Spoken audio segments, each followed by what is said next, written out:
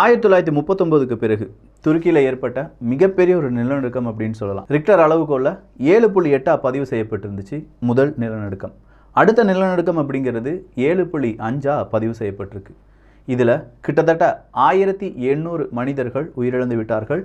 6000க்கும் அதிகமான மனிதர்களுக்கு காயம் ஏற்பட்டிருக்கு. நூற்றுக்கணக்கான வீடு சேதமடைஞ்சிருக்கு அப்படிங்கிற துக்கமான செய்தி இன்றைக்கி பல ஊடகங்களிலும் பலவிதமான நபர்களாலும் பேசப்பட்டிருக்கு.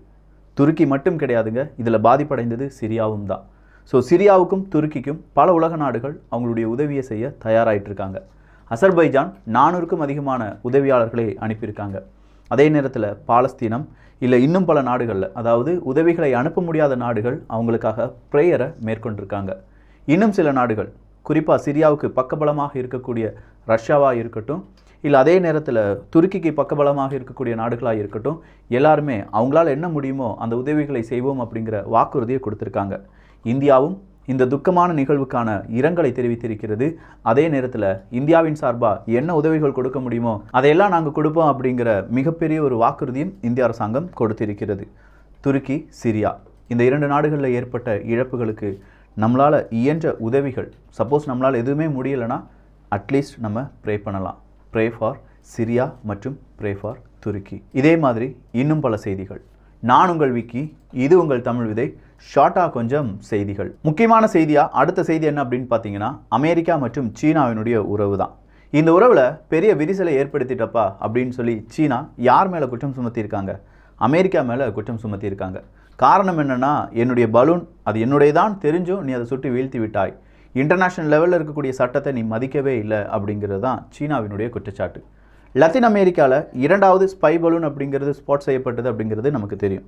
அந்த 2வது ஸ்பை பலூனும் என்னுடையது தான், ஒரே நேரத்தில் தான் இந்த 2 பலூனும் காற்றடித்து இங்கே வந்துவிட்டது அப்படிங்கிற அறிவிப்பை இன்றைக்கி சீனா கொடுத்துருக்காங்க. 2வது பலூனுக்கு என்ன நடந்தது அப்படிங்கிறது இன்னும் சரியாக தெரியலை. ஏதாவது அப்டேட் இருந்துச்சுன்னா கண்டிப்பாக தமிழ் விதையில் நம்ம பார்க்கலாம். ஸோ இந்த ஸ்பை பலூனை வச்சு மிகப்பெரிய அளவு ஒரு அரசியல் நகர்ந்து வருகிறது. அதிலும் குறிப்பாக அமெரிக்கா மற்றும் சீனாவினுடைய விரிசல் அப்படிங்கிறது பல மடங்கு ஆகியிருக்கிறது அப்படிங்கிறத இன்றைக்கி சீனாவே ஒத்துக்கொண்டிருக்காங்க. சரிப்பா, அடுத்ததாக அமெரிக்கா என்ன தான் செய்ய போகுது? சுட்டு வீழ்த்தப்பட்ட இந்த ஸ்பை பலூனில் இருக்கக்கூடிய ஸ்பேர் பார்ட்ஸ் இல்லாட்டி ஏதாவது டேட்டாஸ் கிடைக்குதா அப்படிங்கிறத ஐடென்டிஃபை பண்ணி பார்ப்பாங்க. இன்றைக்கி அமெரிக்காவை சேர்ந்த ஒரு காங்கிரஸ்மேன் என்ன சொல்லியிருக்காருன்னா, உப்பு தண்ணியில் இந்த பலூன், அந்த பலூனுடைய மிக முக்கியமான கருவிகள் எல்லாமே விழுவதனால் அது என்ன ஸ்பை எடுத்துச்சு இல்லாட்டி என்ன உளவு வேலை செய்தது, அதுக்கான டேட்டா நம்மகிட்ட கிடைப்பது அப்படிங்கிறது அரிதான விஷயமா இருக்கலாம் அப்படின்னு சொல்லியிருக்கார். ஆனால் இதை சயின்டிஸ்ட் யாருமே உறுதியாக இன்னும் சொல்லலை. ஸோ டேட்டா கிடைக்குமா கிடைக்காதா அப்படிங்கிறது ஒரு பெரிய கேள்விக்குறி. ஆனாலும் இந்த ஸ்பை பலூன் அப்படிங்கிறது அமெரிக்காவை மட்டும் வேவு பார்க்கலை, பிலிப்பைன்ஸை, ஜப்பானை, இந்தியாவை, இப்படி பல நாடுகளை வேவு பார்த்திருக்கலாம் அப்படின்னு சொல்லப்படுது. ஏதென்ஸில் இன்னைக்கு மிகப்பெரிய அளவு பனிப்பொழிவுலாம் இருந்ததுனால ஸ்கூல்ஸ், காலேஜஸ் மற்றும் அங்கே இருக்கக்கூடிய மார்க்கெட்டுக்கெல்லாமே லீவ் கொடுத்ததாக செய்திகள் கூறுகிறது.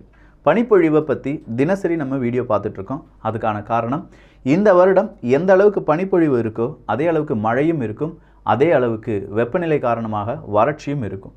இது எல்லாமே இந்த வருடம் மிகப்பெரிய அளவில் இருக்க போகுது. கண்டிப்பாக இந்த வருடம் எண்டுக்குள்ளே கிளைமேட் கிரைசிஸ் அப்படிங்கிறத எல்லா நாடுகளுமே பேச போகிறாங்க. அதற்கான முதல் செய்தி தான் இந்த வின்டர் சீசன் அப்படின்னு சொல்லலாம். ஸோ இந்த வின்டர் சீசனுக்கு பிறகு என்னென்ன அப்டேட் வரப்போகுது அப்படிங்கிறது எல்லாமே கிளைமேட் கிரைசிஸை பேஸ் பண்ணி நிறைய சர்ச்சைகளை ஏற்படுத்தக்கூடிய அப்டேட்டாக இருக்கலாம். ஸ்வீடன் நாட்டை சார்ந்தவர்கள் தைவான் மற்றும் சீனாவிடையே ஒரு அமைதியான பீஸ்ஃபுல் ரெசல்யூஷன் வரட்டும் அப்படிங்கிற ஒரு கோரிக்கையை வச்சுருக்காங்க. இந்த கோரிக்கையை எல்லா நாடுகளிலுமே எல்லாருமே வைக்க வேண்டும் அப்படிங்கிறது தான் நம்முடைய விருப்பமும். உலகம் போர் இல்லாத, யுத்த பூமி இல்லாத ஒரு உலகமாக இருக்க வேண்டும். இந்த பூமி அப்படிங்கிற ஒரு கிரகத்தை விட்டு நம்ம எங்கே போனாலுமே நாம் அங்கே ஒரு எஜமானனாக வாழ முடியாது. பூமியில் நம்ம வாழ்கிற மாதிரி அங்கே போனால் நாமும் என்ன தான், அகதிகள் தான்.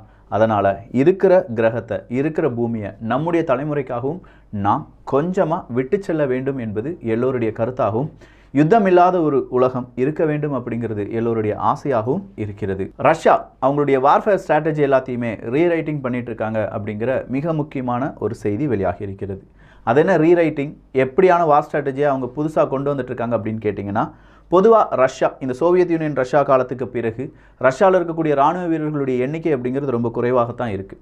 நிறைய பேருக்கு ரெக்ரூட்மெண்ட் பண்ணுவாங்க, ஆனால் ரெக்ரூட்டில் அத்தனை மனிதர்கள் வர மாட்டாங்க. ஸோ கொஞ்சோண்டு மனிதர்களை மட்டுமே அவங்க என்ன செஞ்சிருவாங்க, ராணுவ வீரர்களாக சேர்ப்பாங்க. இப்போதும் அது மாதிரி இல்லாமல் 5 லட்சம் புதிய ராணுவ வீரர்களை நாங்கள் சேர்க்க போகிறோம், அதன் பிறகு உக்ரைனுக்குள்ளே நேரடியாக அந்த படையை அனுப்ப போகிறோம் அப்படிங்கிறது எல்லாமே ரஷ்யாவினுடைய வார் ஸ்ட்ராட்டஜி அப்படிங்கிறதுல ரீரைட்டிங் தான். ஸோ பார்க்கலாம் என்னென்ன நடக்குது அப்படின்னு சொல்லி. உக்ரைனுடைய டிஃபென்ஸ் மினிஸ்டர் இன்னைக்கு அதிரடியாக அவருடைய பதவியை ராஜினாமா செஞ்சிருக்கார். இதை 2 தினங்களுக்கு முன்னாடியே நம்ம பார்த்தோம்.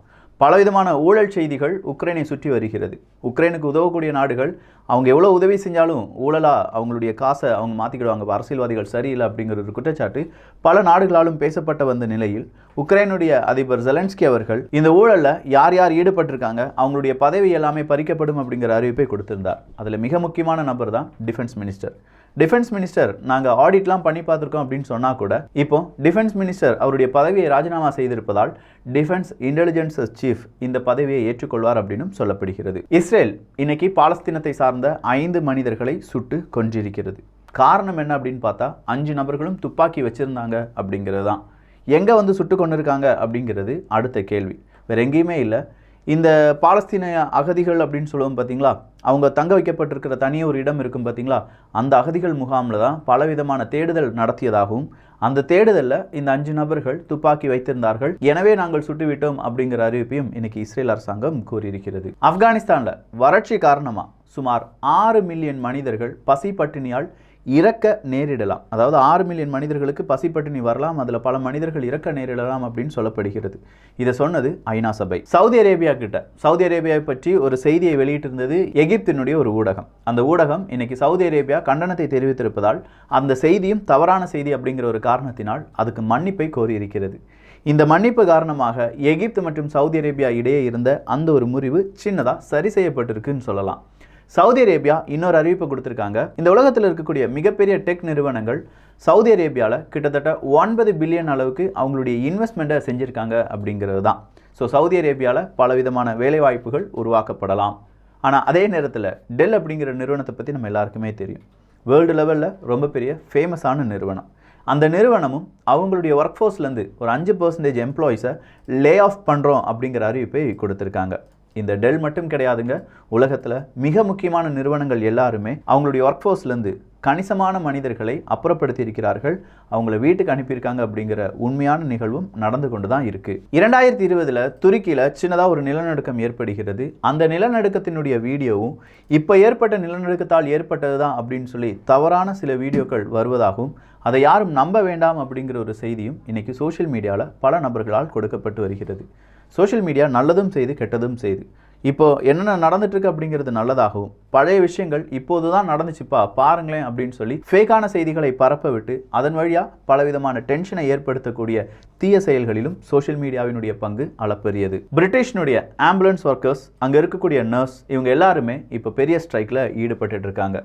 எகெயின் யூகேல மிகப்பெரிய அளவு மனிதர்கள் அவங்களுடைய வேலை நிறுத்தத்தை ஆரம்பித்திருப்பது ரிஷி சுனாக் அவர்களுக்கும் அவங்களுடைய பார்ட்டிக்கும் பெரிய ஒரு தலைவலியை ஏற்படுத்தி இருக்கிறது. சிரியா எங்ககிட்ட உதவிகளை கேட்டிருக்காங்கப்பா, வேற வழி இல்லை, அதனால நாங்கள் உங்களுக்கு உதவி தான் செஞ்சாகணும் அப்படின்னு சொல்ற ஒரு அறிவிப்பை இன்னைக்கு நெத்தன்யாஹு அவர்கள் இஸ்ரேலினுடைய பிரைம் மினிஸ்டர் கொடுத்திருக்கிறார். ஸோ இஸ்ரேல் சிரியாவுக்கு உதவ போகிறது. சிரியா அப்படின்னு எடுத்துக்கிட்டாலே 4 முக்கியமான நாடுகள், ஒன்று அமெரிக்கா, இந்த பக்கம் ரஷ்யா, ஒன்று துருக்கி, இந்த பக்கம் வந்தீங்கன்னா அப்படியே இஸ்ரேல். இந்த 4 நாடுகளுடைய தீவிரமான தாக்குதல் சிரியாவுக்குள்ள எப்போதுமே இருந்துக்கிட்டே இருக்கும். அதில் இந்த 4 நாடுகளுமே இப்போ சிரியாவுக்கு உதவிகளை செய்ய போகிறாங்களாம். கிரிப்டோ கரன்சி மிகப்பெரிய அளவில் டவுன் ஆனது போன வருஷம்தான். ஆனால் இந்த வருஷம் கொஞ்சமாக அதில் ஏதோ ஒரு முன்னேற்றம் இருக்குன்னு சொல்கிறாங்க. டெதர் மற்றும் பிட்காயின் அப்படிங்கிறது தான் இப்போதைக்கு ரொம்ப சூப்பரான ஒரு கிரிப்டோ கரன்சி. நல்லபடியாக அது என்ன செஞ்சுட்டு இருக்கு, மார்க்கெட்டில் விளையாண்டுட்டு இருக்கு அப்படின்னு சொல்கிறாங்க. பட் ஆனாலுமே கிரிப்டோ கரன்சி மார்க்கெட் அப்படிங்கிறது ஒரு ஒலைட்டலாக தான் இருக்குது என்பதை புரிந்து கொள்ளுங்கள். நியூசிலாந்தினுடைய ஃபாரின் மினிஸ்டர் இந்தியாவினுடைய வெளியுறவுத்துறை அமைச்சரான ஜெய்சங்கர் அவர்களை சந்திக்க பிப்ரவரி 7ஆம் தேதி வருகிறார் அப்படிங்கிற ஒரு செய்தி வெளியாகி இருக்கிறது. பிரான்ஸ், யூகே, ஜெர்மனி இந்த 3 நாடுகளும் ஈரான்ட்ட ஒரு ரிக்வெஸ்ட் வச்சிருக்காங்க.